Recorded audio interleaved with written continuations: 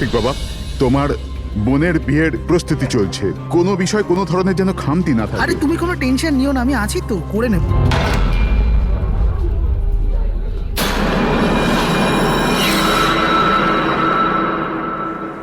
ওহো, বিয়ের বাড়ির ব্যাপার, মেহেন্দির অনুষ্ঠান। আরে দাদা কি করছেন, তাড়াতাড়ি করুন, অতিথিরা তো এক্ষুনি চলে আসবে। আন্টি, তুমি কেন এত টেনশন নিচ্ছ? বিয়ের বাড়ির ব্যাপার আর আমার মেয়ের বিয়ে, টেনশন তো হবেই, তাই না? আমি ওর বেস্ট ফ্রেন্ড হই না? আমি ওর ভালোভাবে খেয়াল রাখবো। তুই তাড়াতাড়ি যা, ওর তোকে দরকার হতে পারে। আরে দাদা, ওটা ওখানে নয়, এখানে রাখুন। হ্যাঁ,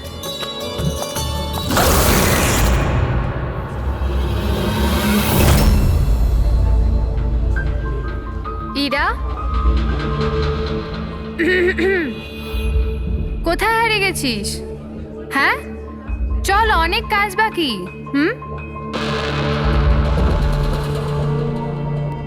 আমি এখনো বলছি যে দেরি বেশি হয়নি, চলো তাড়াতাড়ি যাই এখান থেকে। আরে আমাদের ছেলের ইরার থেকেও ভালো মেয়ে পাওয়া যাবে। আরে কি সেই একই কথা বলে যাচ্ছ?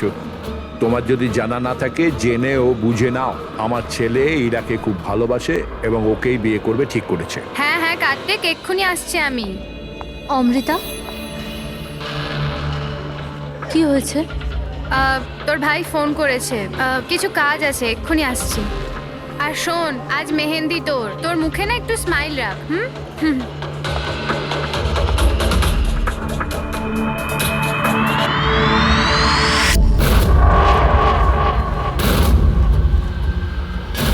আচ্ছা, ওই সব বক্সেসগুলো রেখে দেবে আর লাইটের সেটআপটাও চেক করে নেবে।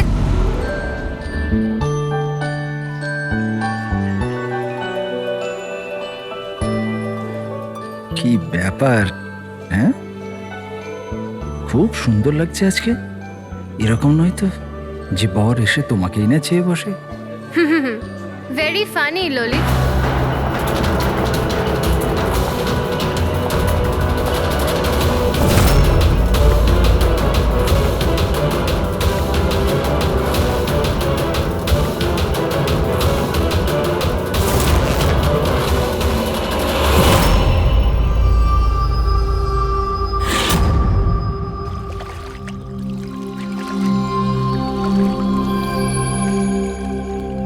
রিসর্ট কি বন্ধ হয়ে গেল? এর দেখভালের পুরো দায়িত্ব আমার ঘাড়ে এসে গেল। আর মালিকের এইটুকু বুদ্ধি তো থাকাই দরকার না? এত বড় রিসর্ট একলা মানুষ কি করে পরিষ্কার রাখবে? এই সুইমিং পুলটা একেবারে নোংরায় ভরে গেছে। যতই পরিষ্কার করো না কেন, দুদিন অন্তর ঠিক নোংরা হয়ে যায়, প্রতি দুদিন অন্তর। আরে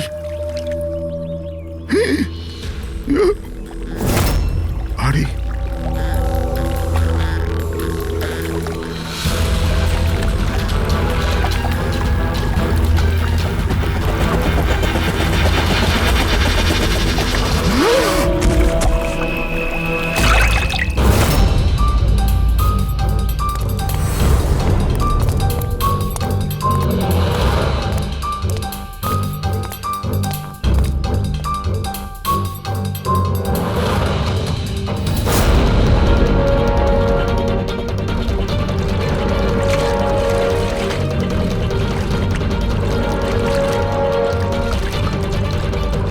দেখো বাবলু, তুমি যদি কিছু না করে থাকো তাহলে ভয় পাওয়ার কোনো প্রয়োজন নেই। সিআইডি নির্দোষদের কখনো শাস্তি দেয় না, বুঝেছো? মনে হচ্ছে লাশ অনেকক্ষণ ধরে জলে আছে। হ্যাঁ দয়া, মনে হচ্ছে 12 ঘন্টার বেশি হবে। কোথাও কোনো আঘাতের চিহ্ন নেই বস, শুধু এখানে এই গলায় এখানে অদ্ভুত কিছু লেগে আছে। গলা টিপে মেরেছে আপাতত দেখে তাই মনে হচ্ছে। এই রিসর্টের চাবি কি তোমার কাছেই থাকে? না স্যার, মালিকের কাছেও একটা আছে। তুমি গেটটা দেখাও তো। পঙ্কজ, দেখো তো, একটু ভালো করে চেক করো, দেখো কিছু পাওয়া যায় কিনা।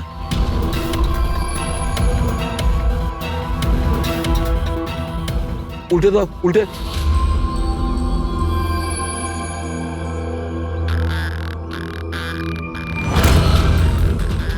স্যার, এ তো ট্যাক্সির বিল দেখছি।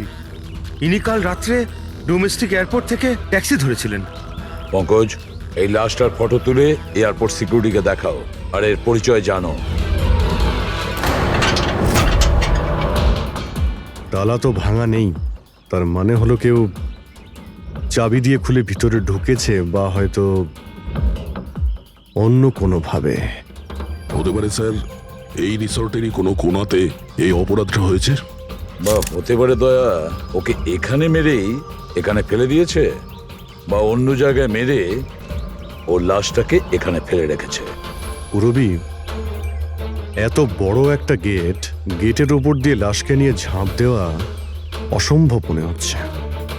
অন্য কোনো রাস্তা দিয়েই ও লাশ নিয়ে ভিতরে এসেছে। কিন্তু স্যার ভেতরে আসবার জন্য অন্য কোনো রাস্তা নেই এটা ছাড়া। আরে তুমি আমাদের কাজটা করতে দাও না, এদিকে এসো।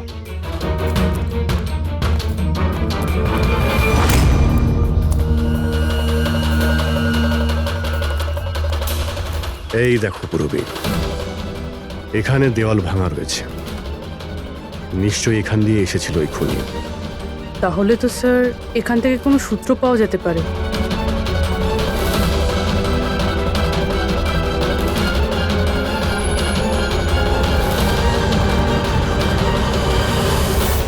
এই হলো প্রমাণ, এই সোনালী সুতো।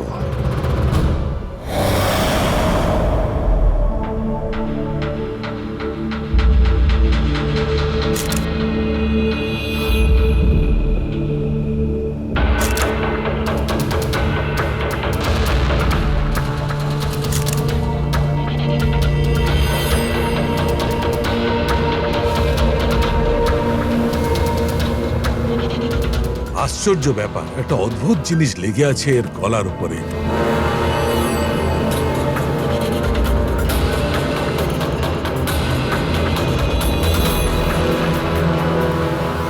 ও, কি হয়েছে স্যার? একটু শুঁকে দেখো এটা। মেহেন্দি? মেহেন্দি সারিকা, এর গলার উপর মেহেন্দির দাগ। সারিকা, এর মৃত্যু হয়েছে গলা টেপার কারণে। গলায় আছে মেহেন্দির চিহ্ন, তার মানে যে এর গলাটা টিপে ধরেছিল ওর হাতে মেহেন্দি লাগানো ছিল। আর খুনটা যে করেছে সে হয়তো কোনো মেয়ে, আর ও সেই সময় খুন করেছে যখন ওর হাতের মেহেন্দি ঠিক করে শুকোয়ও নি। রাইট। আজকাল এমনিতেও বিয়ের সিজন চলছে, হয়তো কোনো ফেস্টিভ্যাল, ফাংশন বা বিয়ে বাড়িতে গিয়েছিল। রাইট, এই জন্য অভিজিৎ ওখান থেকে সোনালী সুতো পেয়েছিল। হয়তো কোনো দামি ড্রেসের যেটা পরেও পার্টিতে যাচ্ছিল। তার মানে হচ্ছে এই সোনালী সুতো আর গলায় লেগে থাকে এই মেহেন্দি আমাদের খুনি পর্যন্ত পৌঁছে দেবে।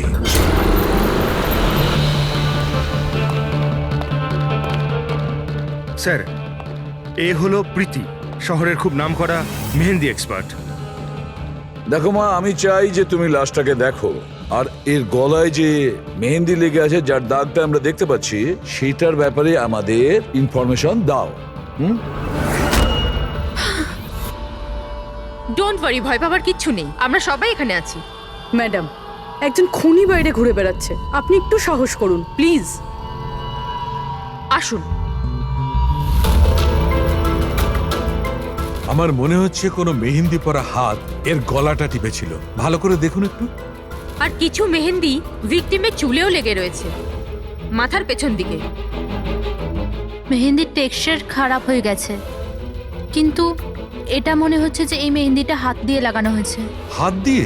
হ্যাঁ স্যার, বেশিরভাগ লোক আলাদা আলাদা ডিজাইন বানানোর জন্য স্টেন্সারের ব্যবহার করে। এই ডিজাইন স্টেনসিলে নয়, হাত দিয়ে করা হয়েছে। হ্যাঁ স্যার। আচ্ছা, আপনি প্লিজ 1 মিনিট এদিকে আসবেন।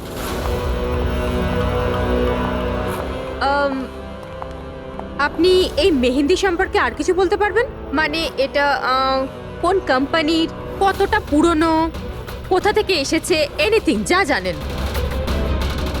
স্যার, মেহেন্দির কালার, টেক্সচার আর স্মেল থেকে মনে হচ্ছে এই মেহেন্দিটা কোনো কমার্শিয়াল কোম্পানির নয়। এটা নিশ্চয়ই কেউ বাড়িতেই বানিয়েছে। তার মানে লোকেরা সাধারণত বাড়িতে তৈরি মেহেন্দি ব্যবহার করে, তাই তো? হ্যাঁ স্যার, কারণ ওটা কেমিক্যাল ফ্রি থাকে। আচ্ছা, এরকম তো শহরে অনেক লোকই আছে যারা বাড়িতে মেহেন্দি বানায়, তাই মেহেন্দির সাহায্যে তাকে ধরতে গেলে অনেকটা সময় লেগে যাবে স্যার। স্যার, হ্যাঁ স্যার ভিক্টিমের ব্যাপারে জানতে পেরেছি।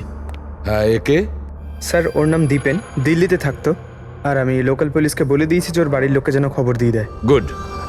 আচ্ছা প্রীতি, আরো একটু দেখুন যদি আমাদের কিছু বলা যায়।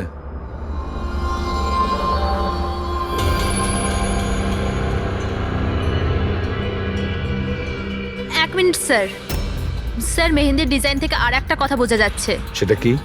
স্যার ওই মেয়েটার ব্যাপারে, যার মেহেন্দি এর ঘাড়ে লেগেছে। ওই মেয়েটার বিয়ে এমন একটা ছেলের সাথে হচ্ছিল যার নাম আর দিয়ে শুরু হয়।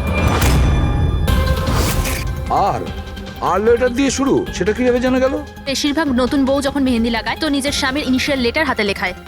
তো স্যার এটা সেই ইনিশিয়াল লেটার। হ্যাঁ বস, উল্টো আর লেখা আছে। আর তাহলে আমাদের খোঁজ নিতে হবে এই সপ্তাহে এই শহরে কটা বিয়ে হয়েছে আর কটা বিয়ে হতে চলেছে যেখানে পাত্রের নাম আর দিয়ে শুরু।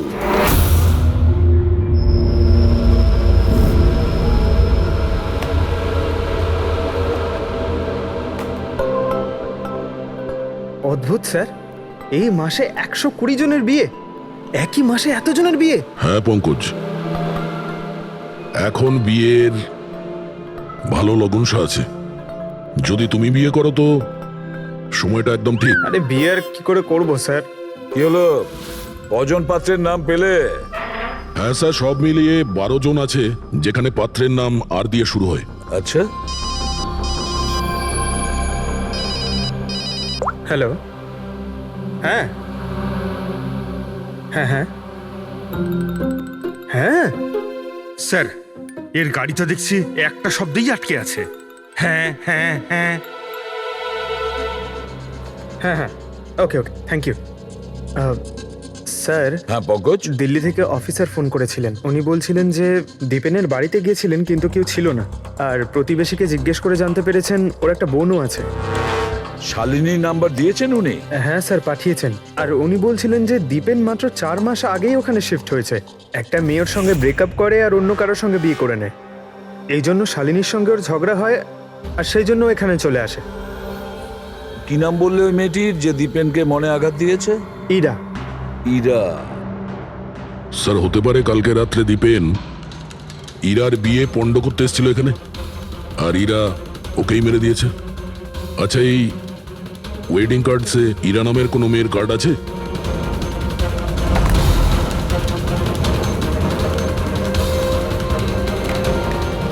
হ্যাঁ স্যার।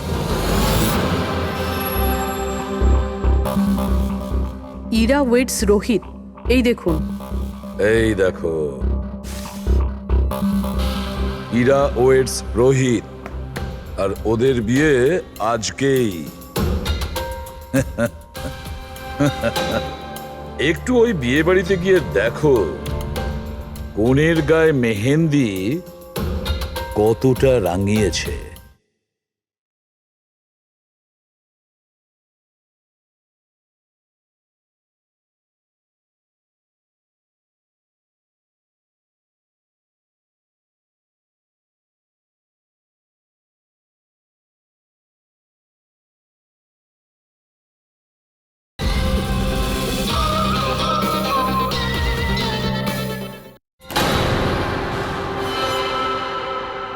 আপনারা সিআইডি থেকে এসেছেন তো যা খুশি তাই করবেন।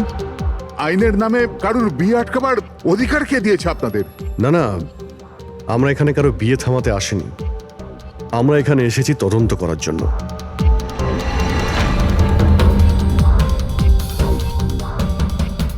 কিন্তু স্যার, আপনাদের এই তদন্ত আমার বোনের বিয়ের পরেও তো করতে পারেন। যত তাড়া আছে আপনাদের এই বিয়েটা করানোর জন্য, তার থেকে বেশি তাড়া আছে আমাদের খুনিকে ধরার জন্য।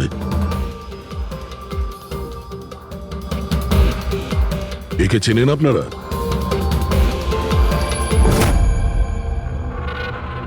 এটা তো দীপেন। মানে চেনেন কি করে? স্যার অ্যাকচুয়ালি ওই দীপেন আমার বোনকে ভালোবাসতো, কিন্তু কিছুদিন আগে ওদের ব্রেকআপ হয়ে যায়। আমি বলেছিলাম না যে চলো ফিরে যাই, কিন্তু আমার কথা শুনছে না কে? দেখো এবার সিআইডিও চলে এসেছে। জানি না কি কুক্ষণে এদের সঙ্গে আমরা সম্বন্ধ তৈরি করেছি। দেখুন, দীপেনের ঘাড়ে আমরা কিছু মেহেন্দির চিহ্ন দেখতে পেয়েছি, আর আমাদের সন্দেহ যে সেই চিহ্ন ইরার হাত থেকে এসেছে।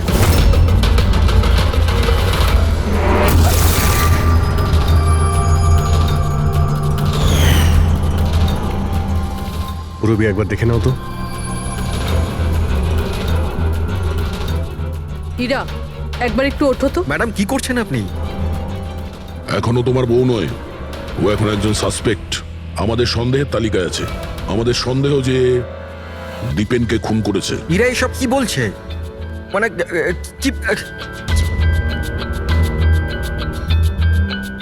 তোমার হাতটা দেখাও।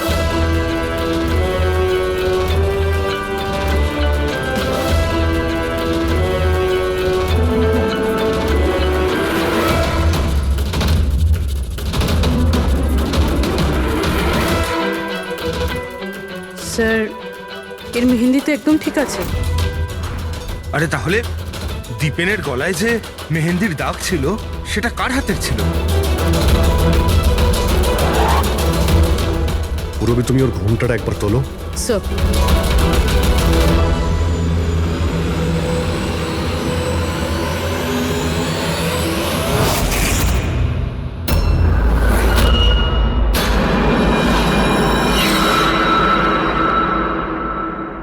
অমৃতা, তুমি এই মণ্ডপে কি করছো? আর আমার মেয়ে ইরা কোথায় বলো? অমৃতা? এ কে? এ আমার মেয়ের বন্ধু হয়।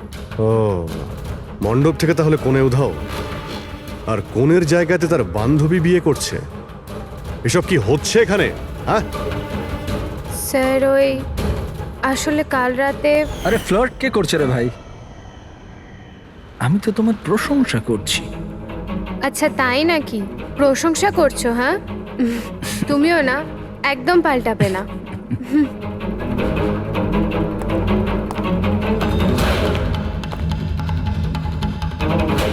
এই লোকটা কি জ্বালা।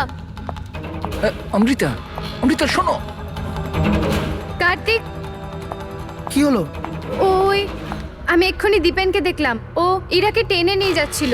দীপেন? হ্যাঁ। ওর এত সাহস কোথায়? ও ওইদিকে চলো।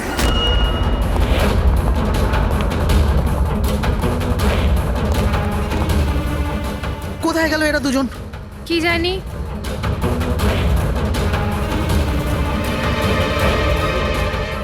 এটা তো ইরার ফোন। পাওয়া যায়নি ওকে? না স্যার, ওদের পাইনি। তো দীপেন এখানে এসেছিল আর ইরাকে জোর করে নিয়ে গেছে, কিডন্যাপ করে। স্যার, কিডন্যাপ তো বলা যায় না, কিন্তু কিডন্যাপ বলা যাচ্ছে না মানে? ওই অমৃতা, এটা একটা মার্ডার কেস, আর সিআইডির কাছ থেকে কিছু লুকোনোর চেষ্টা করলেও সেটা খুব খারাপ হবে। অমৃতা, যা জানো সত্যি সত্যি বলো। স্যার, স্যার সত্যি তো এটা যে ইরা এই বিয়েটা করতেই চাইছিল না। ও তো দীপেনকে ভালোবাসতো। ও তো শুধু বাড়ির লোকেদের চাপে পড়েও এই বিয়ের জন্য রাজি হয়েছিল। অমৃতা চুপ করো। আমি তো আগে থেকেই জানতাম এরা হলো 420। আর কি কি রহস্য রয়েছে যা এখনো সামনে আসতে চলেছে? এখানেই বলবেন নাকি সিআইডি ব্যুরোতে গিয়ে চা খেতে ইচ্ছে করছে? হ্যাঁ স্যার, ব্যাপারটা হলো গত কমাস ধরে আমার ব্যবসা ঠিকঠাক চলছে না। আমার প্রচুর লোকসান হয়ে যাচ্ছিল। সুশীল বাবু আমার বিজনেসটাকে স্টেবল করবার জন্য প্রচুর সাহায্য করেছে। তো নিজের মেয়ের বিয়ের ডিল করেছিলেন আপনি, যাতে আপনার ডুবে যাওয়া বিজনেসটা আবার ভালো মতো দাঁড়িয়ে যায়, কি? তাই ইরা উধাও হয়ে যাওয়ার পর অমৃতাকে এই মণ্ডপে বসিয়েছেন, যাতে কোনোভাবেই এই বিয়েটা না আটকায়। বাহ। আর অমৃতা, তুমি এই পুরো ষড়যন্ত্রে এত সহজেই যোগদান করলে? আমি এসব কিছুই জানতাম না। আমাকে তো কার্তিক বলেছিল যতক্ষণ ইরাকে পাওয়া যাচ্ছে না আমি এখানে বসে থাকি। এখনই তো 7 পাক হতো, তারপর বিয়েও করে নিতে আমাকে ঠকিয়ে। না, আমি মণ্ডপ থেকে বেরোতেই যাচ্ছিলাম, আর তখনই সিআইডি এখানে চলে এলো। আর সত্যি সবার সামনে চলে এলো। অর্ধেক সত্যি তো সামনে এসছে, আর বাকি অর্ধেক সত্যি সামনে আসবে যখন এটা জানা যাবে যে দীপেনকে মারার পর ইরা কোথায় চলে গেছে। আমার মেয়ের উপর মিথ্যে অপবাদ দেবেন না স্যার। ও তো দীপেনকে ভালোবাসতো, ও কেন খুন করবে ওকে? যদি আপনার মেয়ে নির্দোষ হয় তাহলে ও বাড়িতে ফিরে আসেনি কেন? দীপেন খুন হওয়ার পর থেকে ও নিখোঁজ হয়ে গেছে কেন?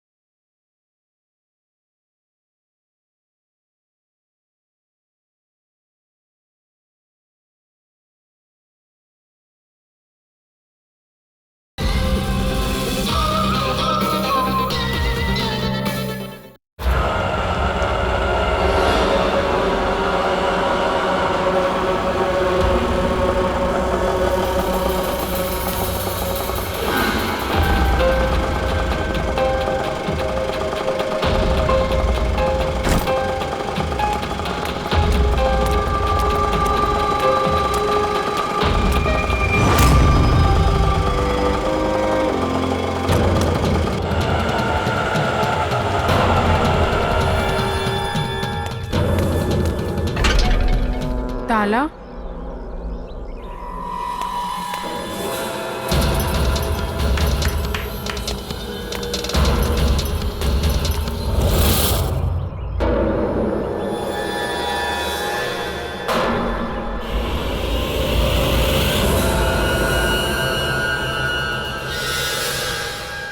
দেখো বস, ইরা নিজের মেহেন্দি পরা হাত দিয়ে দীপেনের গলা নিশ্চয়ই ধরেছিল, কিন্তু দীপেনের মৃত্যু ইরার হাতে হয়নি।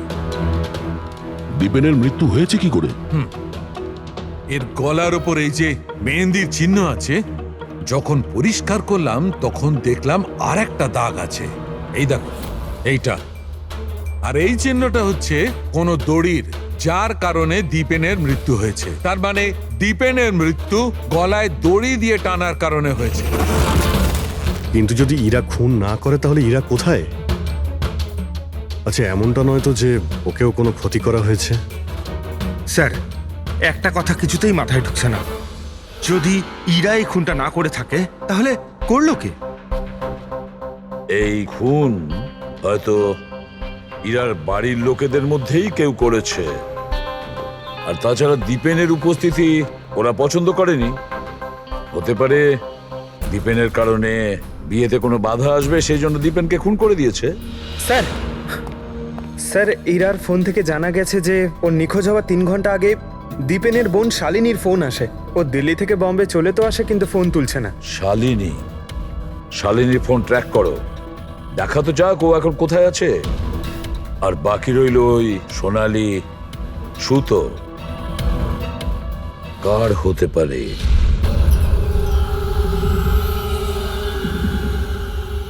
আমাকে আপনারা বলবেন এসবের মানেটা কি? আর আপনারা এই মেহেন্দি অনুষ্ঠানের জামা কাপড়গুলো এনেছেন কেন? দেখুন, আমরা কিছু সোনালি সুতো পেয়েছি ক্রাইম সিন থেকে। আর ওই সোনালি রঙের সুতো যার কাপড়ের সঙ্গে ম্যাচ হয়ে যাবে, খুনি সেই। ইরাকে সন্দেহ করছিলেন, কি ওই সন্দেহ দূর হয়ে গেছে? হ্যাঁ, আপাতত তো ধরে নিন যে ওই সন্দেহটা দূর হয়ে গেছে, কারণ দীপেনের মৃত্যু দড়ি দিয়ে শ্বাসরোধ করে হয়েছে, ওই মেহেন্দি লাগানো হাতে নয়। তার মানে আপনাদের এটা মনে হচ্ছে যে খুনি আমাদের মধ্যে থেকে কেউ বোধহয় করেছে? কারেক্ট। এখন শুধু সেটাই দেখতে হবে যে ওই সোনালি রঙের সুতো কার কাপড়ের সঙ্গে ম্যাচ করে। আশ্চর্য, রেশমের ছোট ছোট টুকরো থেকে আপনারা এত বড় একটা সিদ্ধান্ত নেবেন। জানি না ওই টুকরোটা ম্যাচ করবে কিনা। অদ্ভুত কথা তো আপনি বলছেন রাজন বাবু। আপনার হঠাৎ খুব অসুবিধা হচ্ছে? উল্টে আপনার খুশি হওয়ার কথা যে আমরা আপনার মেয়েকে এবারে সন্দেহ করিনি।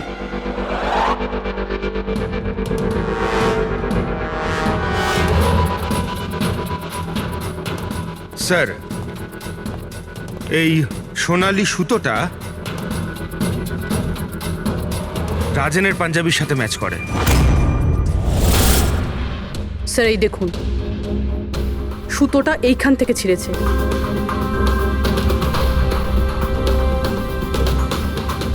আমি বলছি আপনাদের, ওই রাতে আমি দেখেছিলাম দীপেন আর ইরাকে একসাথে। তুমি কেন বুঝতে পারছো না? আমি তোমাকে ছেড়ে বাঁচতে পারবো না আমি বাঁচতে। আর তুমি আমাকে ছাড়া অন্য কাউকে কি করে বিয়ে করছো? যখন আমি নিচে পৌঁছলাম তো ওরা দুজন চলে গিয়েছিল, আর দীপেনের ঠিকানা ইরার পুরনো চিঠি থেকে আমি পেলাম। তারপরে আমরা ওর পুরনো বাড়িতে গেলাম।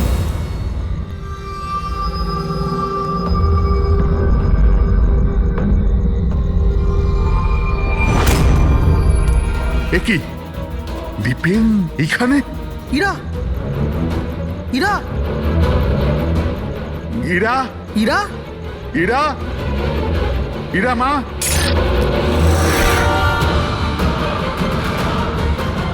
বাবা, এই দেখো দীপেন ওর ফোনে ওর মৃত্যুর কারণ লিখেছে। কি লিখেছে এখানে? ইরা কে ছাড়া না আমার জীবনের কোনো মানে আছে না লক্ষ্য। ইরা আমার যদি না হয় কারোর হবে না। বিদায়। ও যদি আমার না হয় তাহলে কারোরই হবে না। আচ্ছা, এমনটা নয় তো যে দীপেন মারা যাওয়ার আগে ইরাকে কোনো ক্ষতি করে দিয়েছে?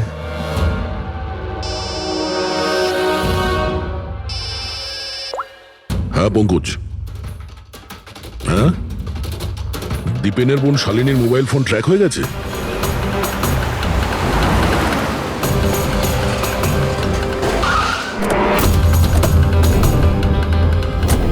শালিনীর মোবাইল ফোনের নেটওয়ার্ক অনুযায়ী ও তো সকালেই এসে গেছে এখানে। হ্যাঁ, কিন্তু আমাদের ফোন তুলছে না কেন?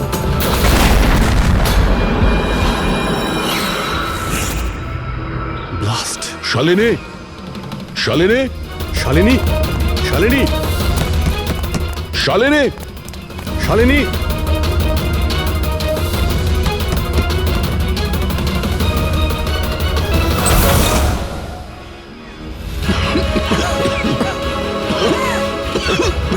শালিনী, শালিনী,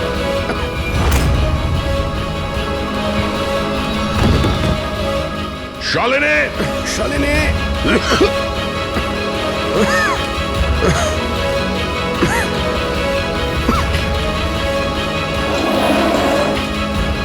অভিজিৎ,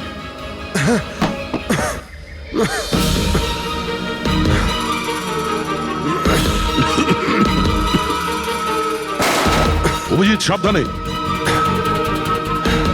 কে ওখানে?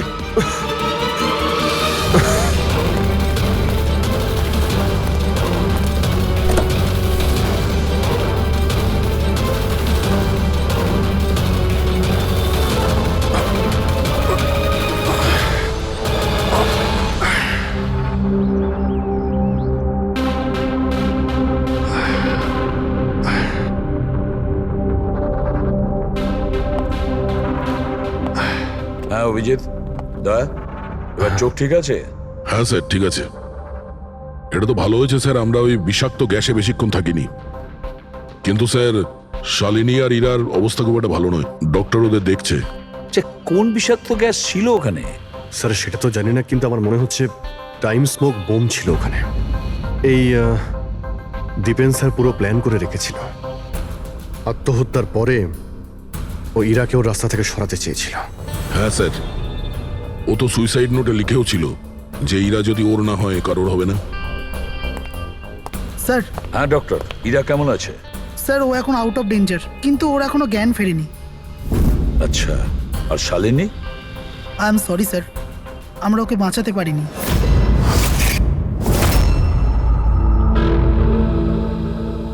স্যার, স্যার এই দীপেন শুধু নিজের প্রাণ নেয়নি, বরং বরং ওর বোনের মৃত্যুরও কারণ হয়েছে। সেটাই তো। হ্যাঁ শালুকে বলো। আচ্ছা ঠিক আছে, আমরা আসছি। কি হয়েছে স্যার? শালুকে বলছিল দীপেন আত্মহত্যা করেনি।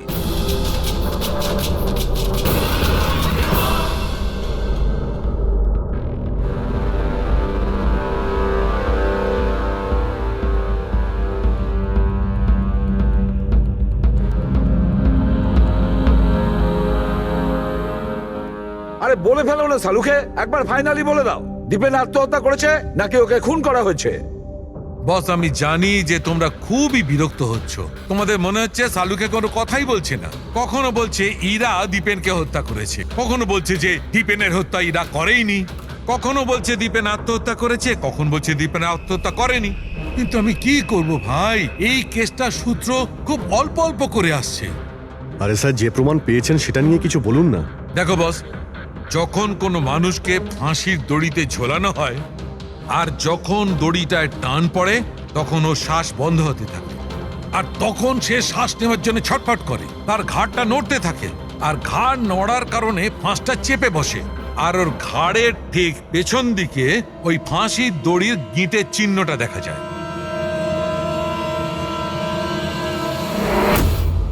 হ্যাঁ স্যার, দাগ তো আছে। আর স্যার এর ঘাটটা এইভাবে হেলে রয়েছে কেন? এটা কিসের জন্য? হ্যাঁ, এর ঘাড়টা হেলে আছে কারণ এ আগেই মারা গেছে। যদি একজন মৃত ব্যক্তিতে ফাঁসিতে ঝুলিয়ে দেওয়া হয় তবে ও শ্বাস নেওয়ার জন্য ছটফট করবে না, আর সেই জন্যে ওর ঘাড়ের পেছনে গিঁটের চিহ্নটা পাওয়া যাবে না। না, এর পিছনে তো কোনো চিহ্ন নেই। কারণ ঘাড়টা গিঁটের সংস্পর্শে আসেইনি। তুমি নতুন কি আর বললে? আমরা কি এগুলো জানি না? দেখো চালুকে, তুমি শুধু এটা বলো, দীপেনের ঘাড়ের পিছনে ফাঁসির দড়ির গিঁট আছে, হ্যাঁ কিংবা না? দীপেনের ঘাড়ের পেছনে দড়ির গিঁটের চিহ্ন নেই। এসো আমি দেখাচ্ছি। এই দেখো বস, দীপেনের ঘাড়ের ওপর কোনো চিহ্ন নেই। ও, তার মানে খুনি আমাদের ভুল বোঝাচ্ছিল। আগে থেকেই মরে যাওয়া লোককে ঝুলিয়ে দিয়েছে যাতে মনে হয় আমাদের সুইসাইড করেছে। অনেক লম্বা প্ল্যানিং করেছিল। এমন কেউ রয়েছে যে দীপেন আর ইরা দুজনকেই মারতে চেয়েছিল। আর ওই সুইসাইড নোট, সেটাও খুনি লিখেছে। হ্যাঁ স্যার, দীপেনের সুইসাইড নোট দীপেন নিজে লেখেনি। আমি এই মেসেজের অ্যানালাইসিস করিয়েছি একজন লিঙ্গুইস্টিক এক্সপার্টকে দিয়ে। ডক্টর সারিকা, এই লিঙ্গুইস্টিক এক্সপার্ট কি হয়? স্টাইলোমেট্রি নামের একটা শিল্প হয়। যেমন প্রত্যেক মানুষের আঙ্গুলের ছাপ আলাদা আলাদা হয়, ঠিক তেমনই তার হাতের লেখা স্টাইল, তার ধরন আলাদা আলাদা হয়। প্রত্যেকটা মানুষের লেখার ধরন আলাদা। কেউ অক্ষরগুলোকে একটু ছোট ছোট লেখে, কেউ অক্ষরগুলো বড় বড় লেখে, মাঝখানে অনেকটা ফাঁকা থাকে, কেউ একদম সোজা লাইনে লেখে, কেউ এবড়ো খেবড়ো লেখে। কিছু লোক প্রত্যেকটা অক্ষরের পরে কমা দেয়, যেমন ফ্রেডি দিয়ে থাকে। সবার লেখার ধরন আলাদা আলাদা। এক্সপার্ট এগুলোও বলতে পারেন? শুধু এটুকুই নয়, এক্সপার্ট এটাও বলতে পারে যে টাইপ করেছে সে নারী না পুরুষ। তাহলে সারিকা, ওই সুইসাইড নোট দীপেন লিখেছে কি না? না স্যার, আমি দীপেন আর ইরা দুজনের ফোনসে চেক করেছি, তো আমি একজনের সম্পর্কে জানতে পেরেছি যার লেখার ধরন এক্স্যাক্টলি সুইসাইড নোটের সঙ্গে ম্যাচ করছে। এই যে সেই মেসেজ, এই মেসেজেও সুইসাইড নোটের মতো প্রত্যেকটা সেন্টেন্সের মাঝে 3টে ডট আছে। প্রত্যেকটা সেন্টেন্স শর্ট আর ক্রিস্প, আর প্রত্যেকটা মেসেজ হয় গুড বাই না হলে বিদায় লিখে শেষ করা হয়েছে। যেভাবে ওই সুইসাইড মেসেজে বিদায় লেখা হয়েছিল, এখানে গুড বাই লেখা হয়েছে। আচ্ছা, তার মানে হলো আমরা সেই খুনিকে খুঁজে পেয়েছি।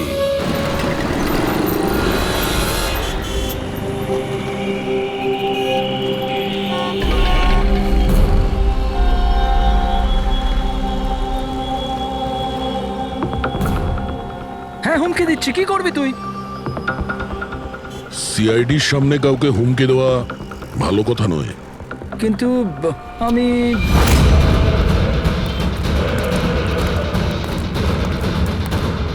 এই দাঁড়া। আরে আরে আরে, ললিত বাবু কোথায় পালাচ্ছেন? এটা তো বলে যান যে দীপেনকে খুন করতে গেলেন কেন? এটা এটা আপনি কি বলছেন? আমি কাউকে মারিনি। আচ্ছা, সত্যি কথা বলবি নাকি? বলবি নাকি মাথাটা ঠুকে দেবো নিচে? আমি মেরেছি। প্লিজ প্লিজ আমাকে নিচে নামো। চল, এক তো তুই দীপেনকে খুন করেছিস, আর তার উপরে এটা দেখাতে চেয়েছিস যে ও সুইসাইড করেছে। হ্যাঁ, ইনফ্যাক্ট আমি ওর সুইসাইড নোটটা লিখেছিলাম, কিন্তু কি?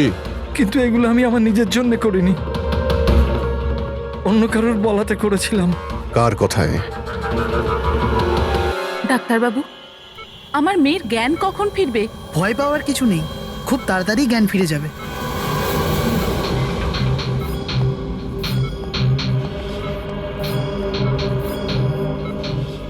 ললিত,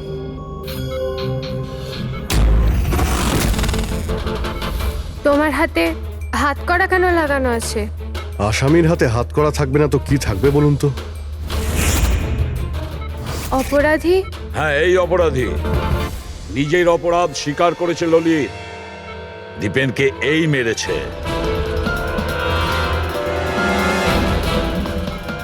ললিত, এনারা সবাই কি বলছেন আর তুমি কেন করলে এইসব?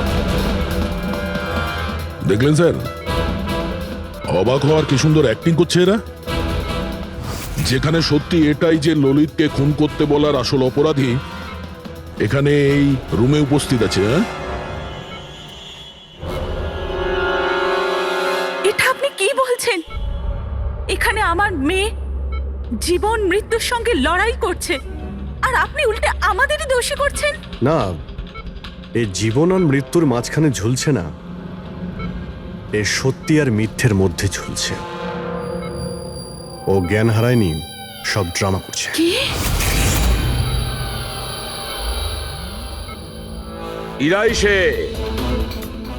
ইরাই ললিতকে বলেছে দীপেনকে মেরে ফেলার জন্য। এই কি সব কথা বলছেন আপনারা? অবস্থা দেখুন এর। আপনাদের মনে হয় যে এই জেনে শুনে বিষের কন্ট্যাক্টে গেছে? স্যার, ইঞ্জেকশন লাগিয়ে দিই? হ্যাঁ হ্যাঁ, নিশ্চয়ই, তাড়াতাড়ি। এটা কিসের ইঞ্জেকশন লাগাচ্ছেন আপনারা? সত্যি কথা বলার, এই ইনজেকশনে একটা কেমিক্যাল আছে যেটা শরীরে যেতেই মানুষ সত্যি কথা বলতে শুরু করে।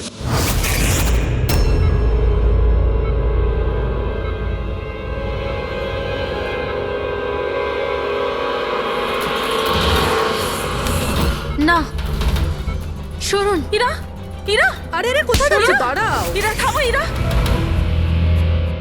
এর মানে হলো যে সিআইডিরা ঠিক কথা বলছেন। আর মিথ্যে বলে কোনো লাভ নেই। এই ললিত তোমার মুখোশ খুলে দিয়েছে।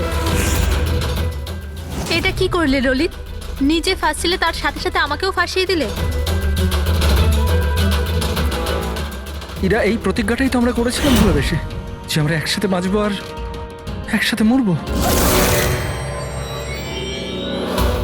কি তোমরা দুজন একে অপরকে ভালোবাসো? এসব কবে? ইরা, তুই তো দীপেনকে ভালোবাসিস। হ্যাঁ, ও চাইতো, কিন্তু হঠাৎ করে ললিতকে ভালোবেসে ফেলে। আর এই সব কিছু করেছে ও নিজের বিয়ে ভাঙার জন্য। কিন্তু ভাগ্যক্রমে ইরার কাছে শালিনীর কল আসে যে দীপেন ইরার বিয়ে আটকাতে এসছে। আর ইরা খুব বড় প্ল্যান করেছিল। দীপেনের কাঁধে বন্দুক রেখে ও গুলি চালাতে চেয়েছিল। আর আমরা ভেবেছিলাম যে প্রথমে আমরা দীপেনকে মেরে দেবো।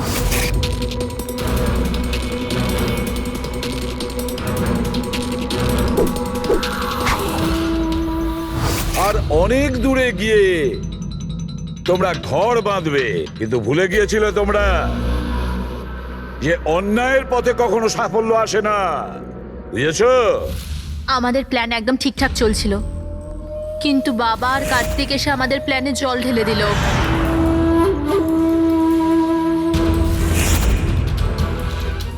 আর তারপর আমাদের একটা নতুন প্ল্যান বানাতে হলো। আর ওই নতুন প্ল্যানেও আমার মরার অ্যাঙ্গেলটা ছিলই। বোমের ব্যবস্থা হয়ে গেছে। তুমি বোম ঠিক করে চেক করেছো তো? হ্যাঁ হ্যাঁ, করে নিয়েছি। কিছুক্ষণের মধ্যেই বোম ফেটে যাবে। আর লাশের বন্দোবস্ত করেছো? হ্যাঁ, অসুবিধা ছিল, কিন্তু কিছু টাকা দিয়ে ওই লাশটাও পেয়ে গেছি। ব্যাস, তাহলে হয়ে গেছে কাজ। আমি লাশকে আমার নিজের জামা কাপড় পরিয়ে দেবো, আর যখনই বোম ফাটবে তখন সবার মনে হবে যে দীপেনের সাথে সাথে আমিও মরে গেছি। আচ্ছা, আমি বোমটা চেক করে আসি। ওকে?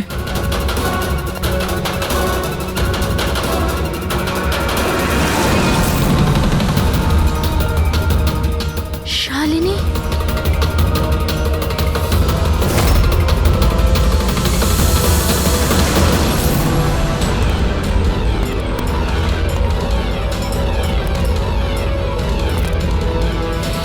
আর সেই কারণে তুমি শালিনীকে মেরে ফেলেছো। তো আর কি করতাম? সব দেখে নিয়েছিল, কোনো উপায় ছিল না। কিন্তু একটা কথা বোঝা গেল না, যে ওই বিষাক্ত গ্যাস ব্যবহার করেছিলে কেন? বিষাক্ত গ্যাস দিয়ে তো মুখ বদলে যাবে না ওই মর্গের মৃত লাশটার? হ্যাঁ, তাহলে তুমি এটা কি করে ভাবলে যে আমরা ওটাকে তোমার লাশ ভাববো? আমরা বিষাক্ত গ্যাস ব্যবহার করতে চাইনি। আমরা ওই বাড়িটাকে বোম দিয়ে ওড়াতে চেয়েছিলাম, কিন্তু এই ললিত ভুল করে কি বোম নিয়ে এসেছিল যেটা ফাটলোই না, ফুস হয়ে গেল।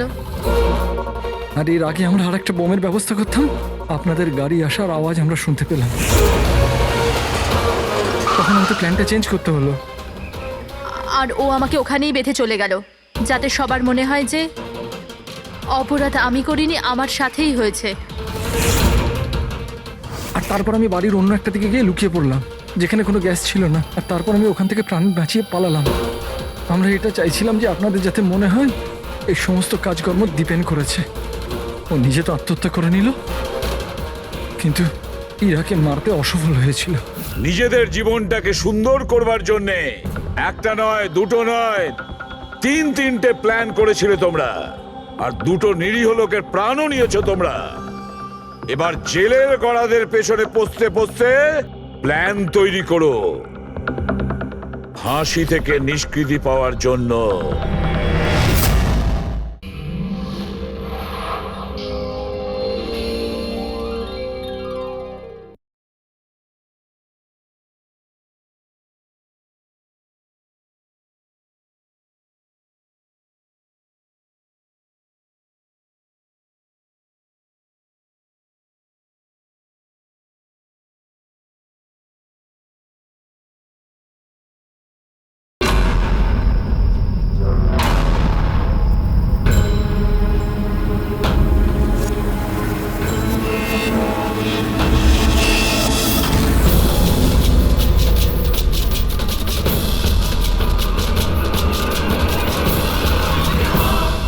কার্তিক বাবা, তোমার বোনের বিয়ের প্রস্তুতি চলছে, কোনো বিষয় কোনো ধরনের যেন খামতি না থাকে। আরে তুমি কোনো টেনশন নিও না, আমি আছি তো, করে নেব।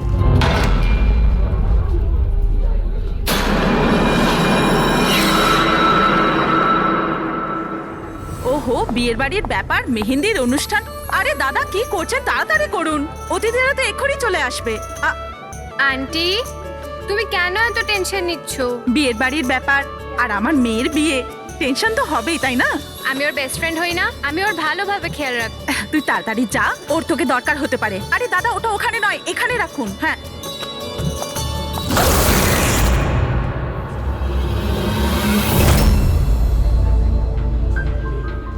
ইরা,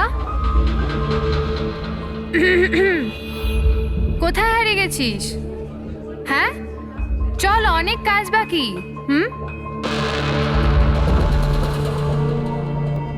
আমি এখনো বলছি যে দেরি বেশি হয়নি, চলো তাড়াতাড়ি যাই এখান থেকে। আরে আমাদের ছেলের ইরার থেকেও ভালো মেয়ে পাওয়া যাবে। আরে কি সেই একই কথা বলে যাচ্ছ? তোমার যদি জানা না থাকে জেনে ও বুঝে নাও, আমার ছেলে ইরাকে খুব ভালোবাসে এবং ওকেই বিয়ে করবে ঠিক করেছে। হ্যাঁ হ্যাঁ কার্তিক, এক্ষুনি আসছি আমি। অমৃতা, কি হয়েছে? তোর ভাই ফোন করেছে, কিছু কাজ আছে, এক্ষুনি আসছি। আর শোন, আজ মেহেন্দি তোর মুখে না একটু স্মাইল রাখ। হুম।